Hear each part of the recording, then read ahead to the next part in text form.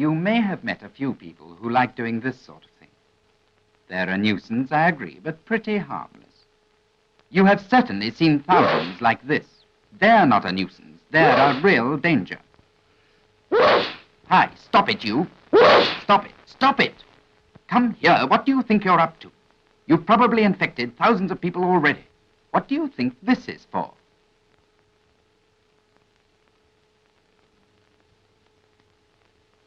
Yes, that's all right, but here's another way of using your handkerchief. Now sneeze.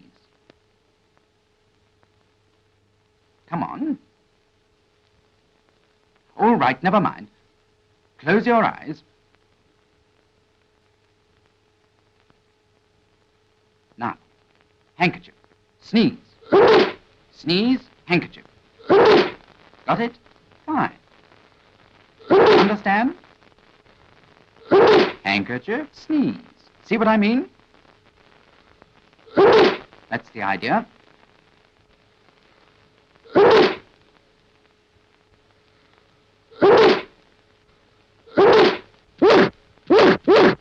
Fine. Now you can carry on. This isn't the first time that cinema has been affected by a pandemic. So today I'm going to talk about how that panned out before. We'll look briefly at how it manifests in the films, how it affected cinema as an institution, and to see if it has any parallels for today. The little film you've just seen is called Coughs and Sneezes, made by and starring the great Richard Massingham in 1945. Flu was particularly severe in the winter of 44-45, hence the need for this public information film, where they've used humour to get across the important public health message. Here we see him in the cinema, sneezing over everybody, and most of the population regularly attended at this time, so it was a good place to get the message across. Flu was endemic then. People were used to it spiking every few years, but occasionally it could also be pandemic. Pandemics are a normal part of human life. We live in an interconnected world, and viruses are part of that. But there are eras when it comes around so occasionally that it's possible for a whole human life, or even a few generations, to be unaffected by one.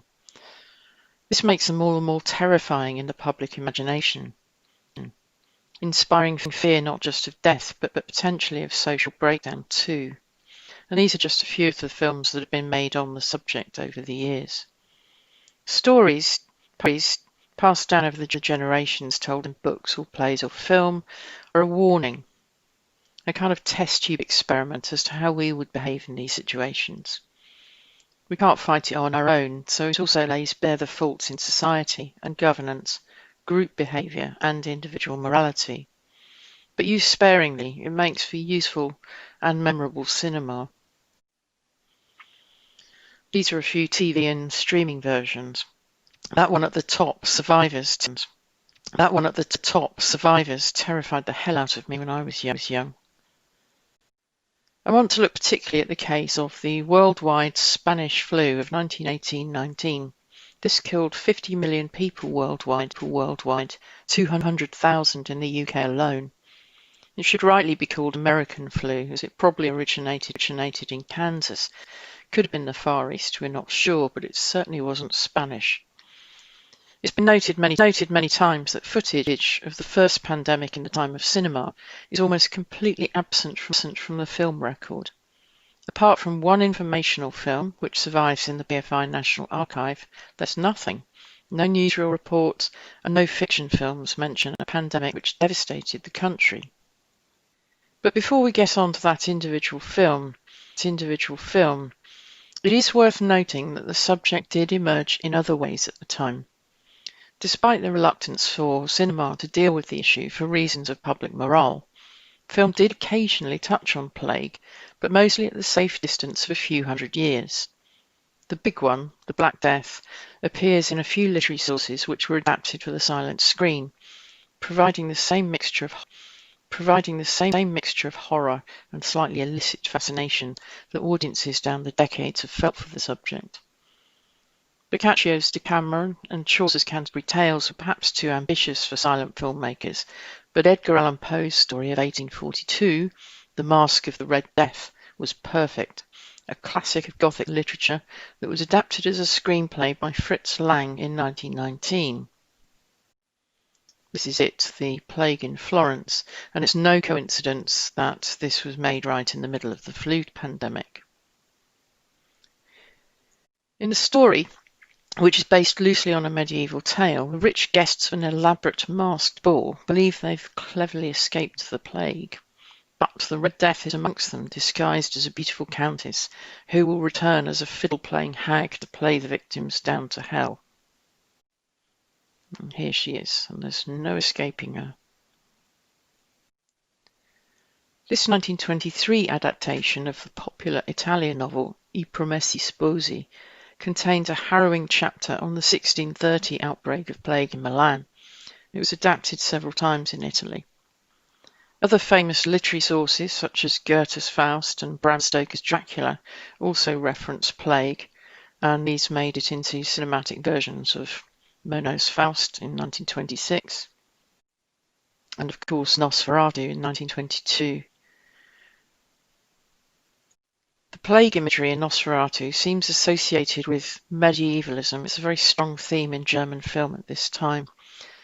It equates vampirism as the promulgator of infection and relentlessly pursuing death. In the wonderfully titled There is a Spectre Over Europe, made in Russia in 1923, another version of Poe's Masque of the Red Death, plague is used as a metaphor for revolution. And the Masque of the Red Death then becomes a trope in cinema, repeated every generation or two. Here with Vincent Price. The great Japanese director Akira Kurosawa was apparently going to remake it. There's even a plan to film his unrealised project. But back to 1918. When the modern era pandemic finally did arrive, it was in the context of the First World War. And that's how it spread so fast, with huge numbers of people moving about. The media, already highly controlled and self-censoring due to the war, suppressed any panic-inducing news about the spread of influenza.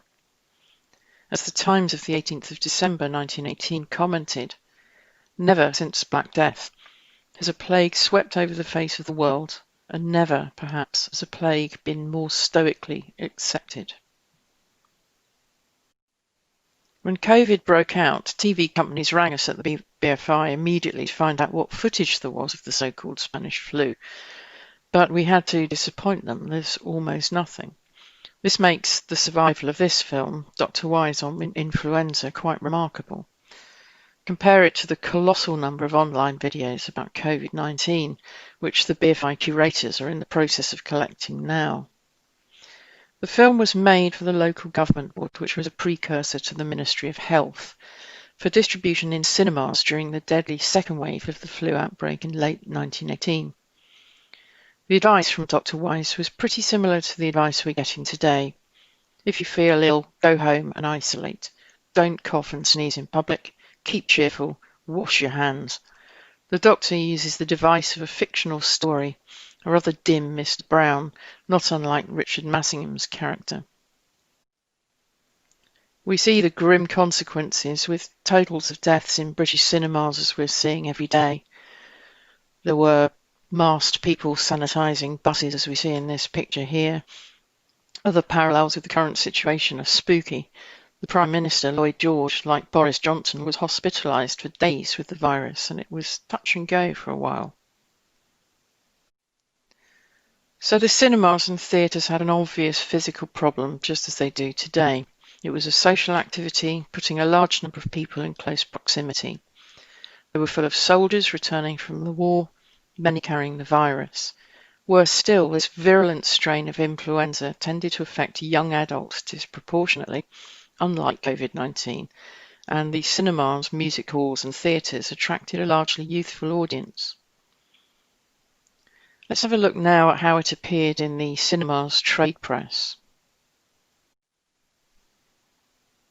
The first action from the authorities was to prevent school children and soldiers attending, although they never actually ordered the cinemas to close.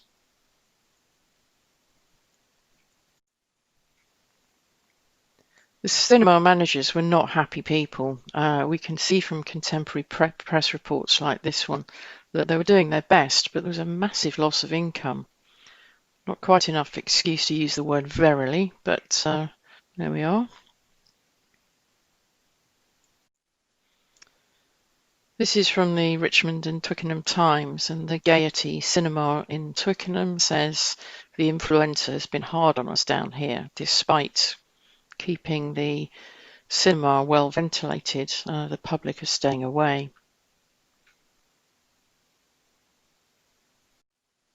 The story is much the same everywhere else. This is from Birmingham, and here the cinema managers are complaining about the new regulations which oblige them to close the cinema between shows.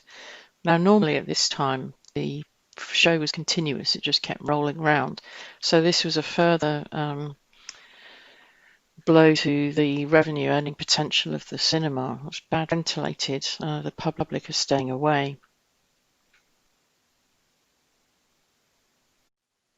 The story is much the same everywhere else. This is from Birmingham, and here the cinema managers are complaining about the new regulations which oblige them to close the cinema between shows. Now, normally at this time, the show was continuous, it just kept rolling round. So this was a further blow to the revenue earning potential of the cinema. It was bad for business. So the medical authorities did advise that the cinemas were disinfected on a regular basis. The trade press is full of these kinds of adverts. Here is a well-known brand still being used today to kill bacteria and viruses. And here we've got a local cinema house in Fargate, which is advertising that it says this theatre has the best ventilation system possible, air being changed 12 times per hour and disinfected. So it tells you that the transmission of bacteria and viruses were partially known about even in 1918, and they were doing their very best to reassure the public. Some of the stranger theories are promulgated at this time.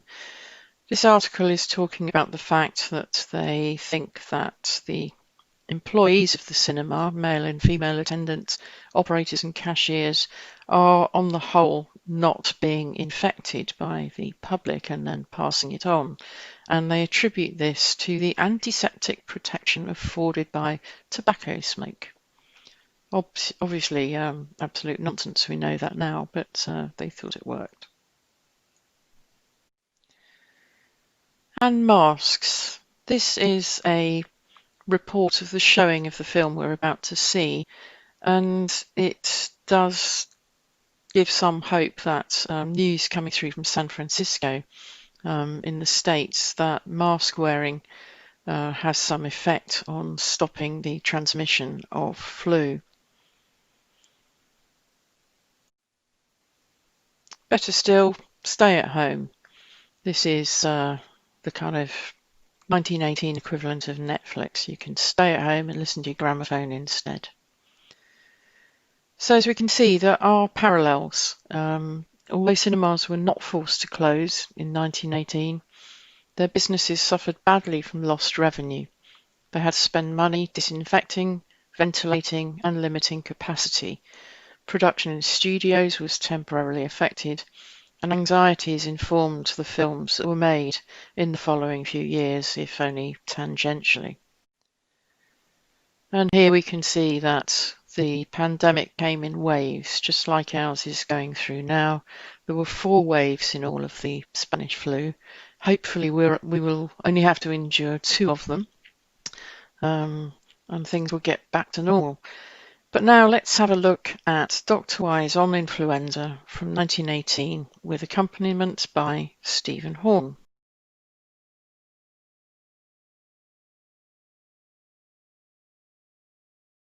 Thanks, Bryony. That was fascinating talk.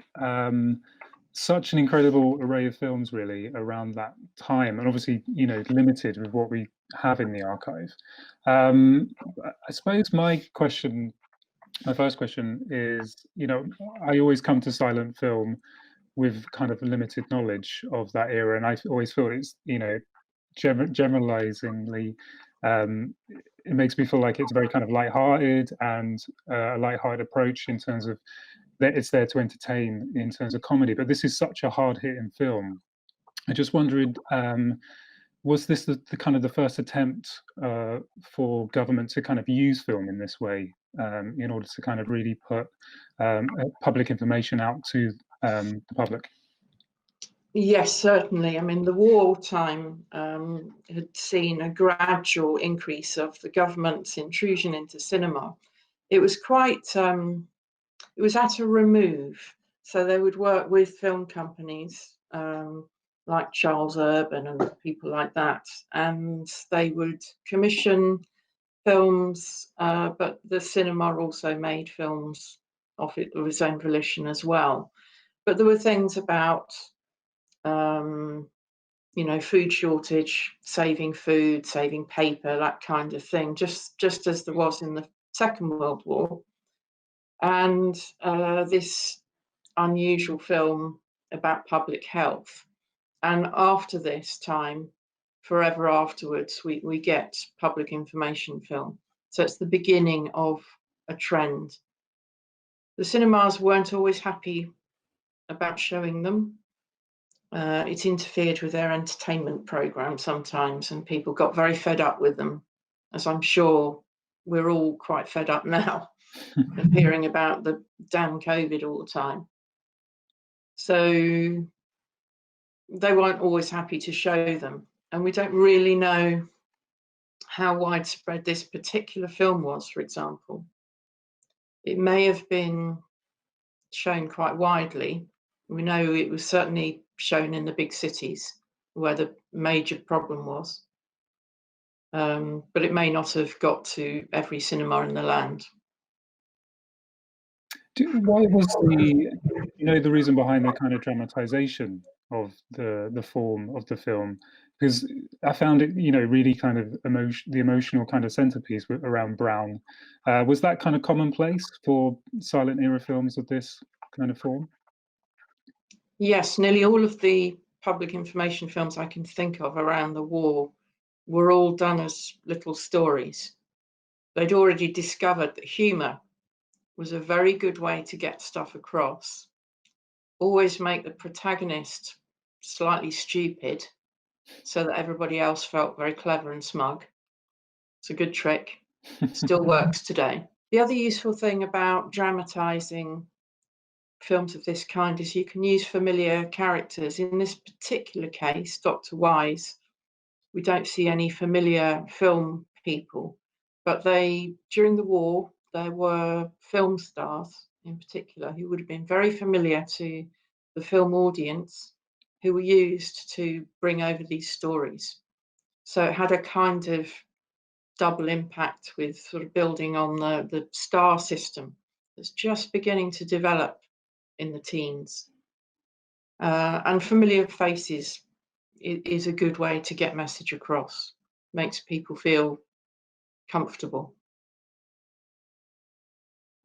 Was there any kind of paper trail towards the film at all in the archive, or is it completely standalone?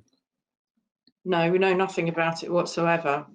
It just arrived in a batch of film. Don't think there's any paperwork. The only thing we've been able to find, as I say, these press reports from the contemporary cinema trade press, which was quite lively at that time. So we've got the Era, which mainly for music halls, but also did cinema. We've got the Kinney Weekly. Many people will know from, if they know anything about film history, and the Bioscope, which is the other big trade paper dealing with the cinema. And then there's just press reports. I have to say that the British Library archive of newspapers has been a complete game changer in how we can research these things now. It's just fabulous. And I would advise anybody to go and rummage around. So the whole of Kinney Weekly and Bioscope and the Era and the Stage, all these newspapers specializing in cinema are available. And it's fascinating to just dip in. Yeah. Particularly for the regions. Yeah, absolutely. Particularly for the regions, because you know, London is obviously dominated because that's where most of the trade was. But to hear about the local cinemas is fascinating. Yeah, just to unpack that a little bit more.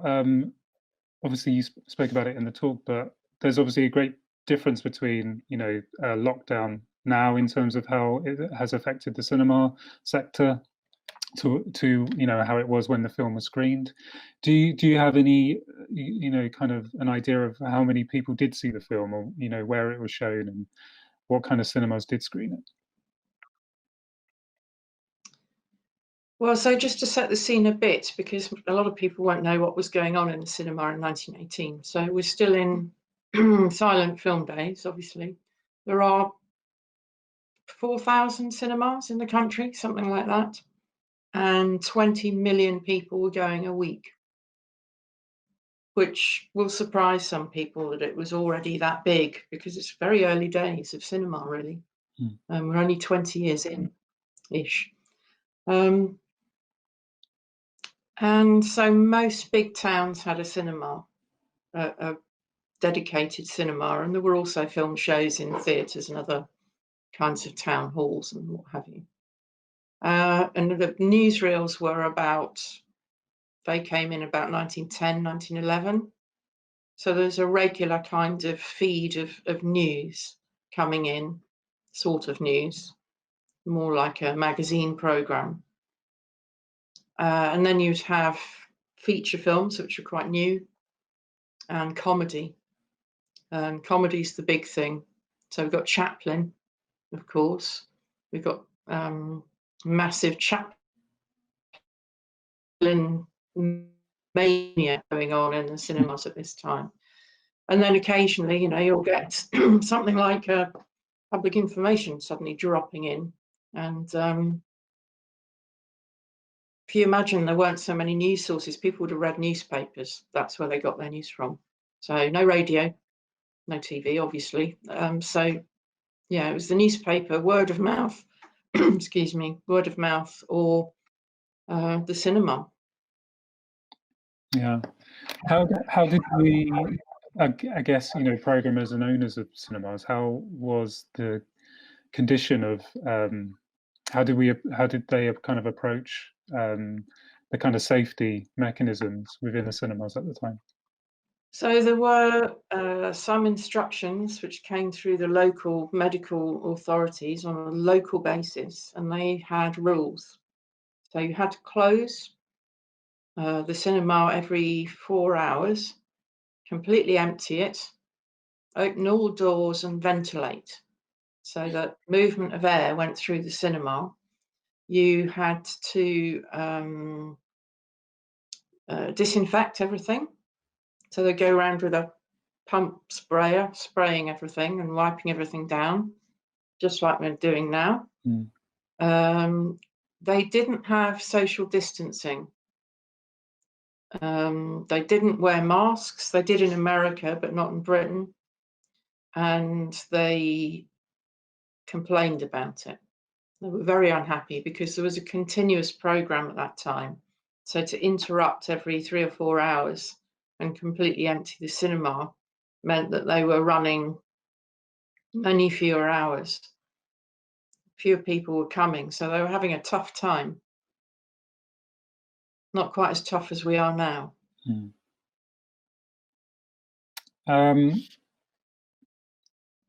Sorry, I've lost my train of thought. Did we cover the regional thing properly? Yeah, shall I ask about that? What was it you were trying to get to some point, but I can't remember what it was. I suppose, yeah, would it be just, do you know anything about the different type of regional setups? it wasn't just, you know, directed from London. It was how other kind of cinemas around the country were affected.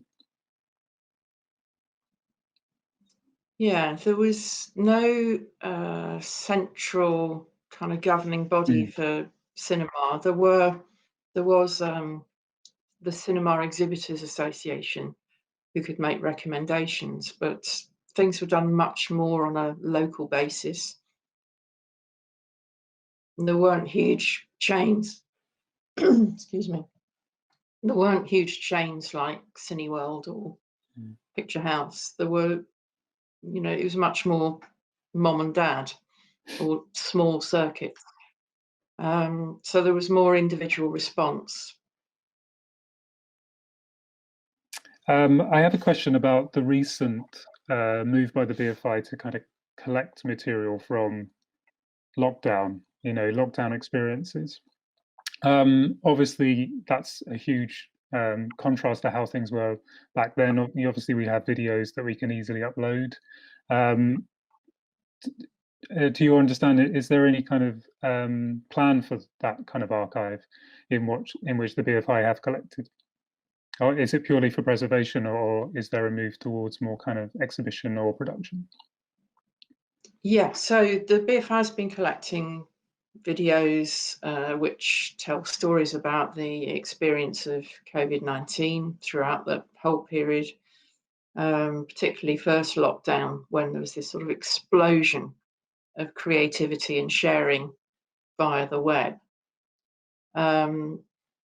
Really extraordinary. So it's called Britain on Lockdown, and we've all been busy on our laptops and kitchen tables looking through all of these films, and we're making a selection of 100 that will be sort of represent the whole. And then we'll be acquiring more than that underneath, so that it's a proper body of material that reflects all of these different aspects. And everybody's, you know, there are sort of already classics of COVID films. Quarantina Turner, I think, is still my big favourite. It's incredibly difficult because we're collecting from different constituencies, different platforms, lots of TikTok. And it's quite difficult to collect because it disappears. So some of the films that were there are already gone. So how do you collect them? And then we'll make them available somehow, probably on Player, but also it will be a resource for people to do their own thing. I think that would be a really interesting move. Yeah, thank you. Yeah, no, it would be fascinating. So in 100 years' time, hopefully, you know, whoever you and me are at that time can be talking about, you know, that pandemic. Yeah. Hopefully not going through one of their own, but they might be. Yeah. Or aliens will have, you know, arrived or something. Well, and they'll have something to draw on. Yeah, absolutely. I mean, that's I guess that's the, you know, that's the shame about, you know, not having that kind of additional material from 1918 to 19 in the way that we can do that now. And I guess there's, you know, far more democratic sense that we can use technology now and kind of record very, very personal things and upload them and preserve them for future dissemination. Yeah.